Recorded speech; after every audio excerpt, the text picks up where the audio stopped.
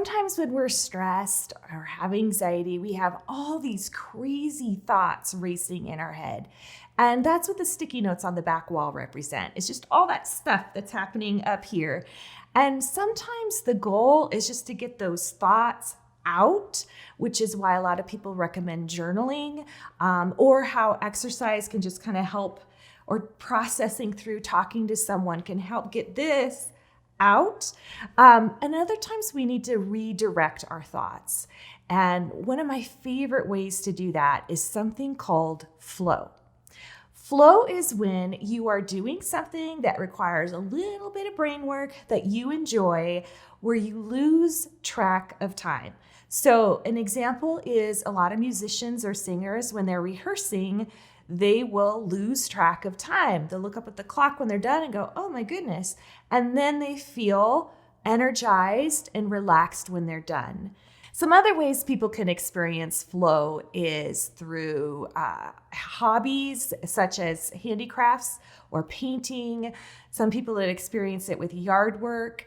I used to experience it at work with filing way back when paper was a thing. So those things require a little bit of thought, but not a lot. And again, you just lose track of time. I have a friend who experiences it with cleaning. I remember her telling me, she goes, I was so bored when I had my son that I started cleaning the hospital bathroom. And I thought, really? Because my daughter's 21 and I still have not cleaned mine. So again, I don't have that gene, but you may experience that.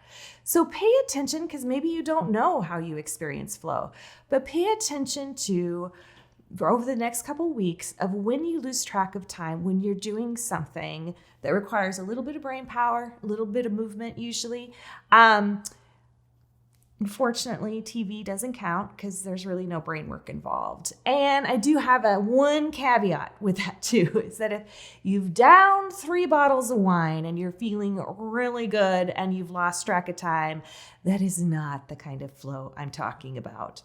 But if you can narrow down what it is and you start incorporating that in your life, you will find that it's a really healthy coping mechanism to lower your stress and to feel good about yourself. And what's really cool about it is it's also productive. So sometimes we feel guilty about taking time for ourselves because we have so many things to do, and it just ramps up our stress and our anxiety.